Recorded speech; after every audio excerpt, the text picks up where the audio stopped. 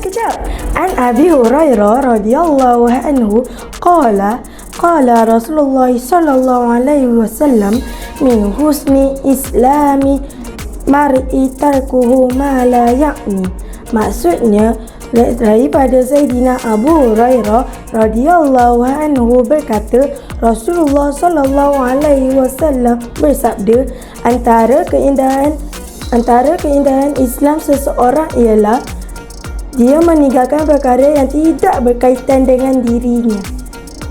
Kawan-kawan, hadis ini mengajar kita untuk fokus pada perkara yang berkaitan dengan diri sendiri saja dan tidak mencampuri urusan orang lain. Ia mengajar kita tentang sifat terpuji dalam Islam, iaitu menjauhkan diri daripada mencampuri urusan yang tidak berkaitan dengan kita. Dengan mengamalkan hadis ini, kita dapat mengelakkan diri daripada membuang masa dan tenaga pada perkara yang tidak berfaedah.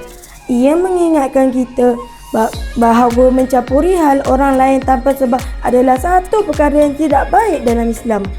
Ia juga menekankan kepentingan menjaga adab dan akhlak yang mulia sebagai seorang Muslim. Ia juga membantu kita untuk menjaga hubungan baik orang lain kerana tidak mencampuri urusan peribadi mereka. Hadis ini menganjurkan supaya kita menumpukan perhatian kepada hal diri sendiri terlebih dahulu. Hadis ini turut mendidik kita untuk menjadi seorang Muslim yang berakhlak mulia dan menghormati privasi orang lain. Ia memberi panduan agar kita menjalani kehidupan dengan tenang dan harmoni. Pengajaran hadis ini ialah kita perlu meninggalkan perkara yang tidak ada kaitan dengan diri kita. Kita juga hendaklah sentiasa menjaga tutur kata dan tingkah laku kita agar tidak menjangkiti orang lain. Kita tidak sepatutnya mencampuri urusan orang lain tanpa alasan yang munasabah. Jangan suka mencari kesalahan orang lain kerana itu bukan urusan kita. Sebaliknya, perbaikilah diri kita dahulu. Sebagai seorang Muslim, kita mesti menjaga adab dan akhlak yang mulia. Sebelum kita berkata atau melakukan sesuatu, fikir dahulu sama ada ia memberi manfaat kepada diri kita dan orang lain atau sebaliknya. Kita perlu memberi tumpuan kepada hal diri sendiri sebelum mencampuri hal orang lain. Sepatutnya, kita menghabiskan masa dengan perkara yang berfaedah seperti menuntut ilmu, membaca, membantu orang lain dan mendekatkan diri dengan Allah SWT. Dengan menjalani kehidupan tanpa mencampuri hal orang lain, kita akan lebih tenang dan harmoni.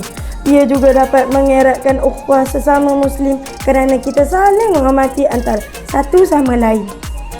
Kesimpulannya, sebagai seorang Muslim, kita mestilah bijak dengan membahagikan masa untuk perkara yang bermanfaat sahaja. Kita mesti mengelakkan diri daripada mencampuri perkara yang tidak berkait dengan kita. Kita perlu memberi tumpuan kepada urusan sendiri dan memperbaiki akhlak sebagai seorang Muslim. Kita juga hendaklah sentiasa menjaga adab dan akhlak berinteraksi dengan orang lain agar tidak menyinggung perasaan mereka. Dengan melakukan demikian ini, ia dapat menjadikan kita seorang Muslim yang lebih bertanggungjawab dan berdisiplin serta kita akan mendapat kehidupan yang lebih tenang dan harmoni. Itu sahaja daripada saya. Wabillahi taufiq wal hidayah. Wassalamualaikum warahmatullahi wabarakatuh. Bye bye.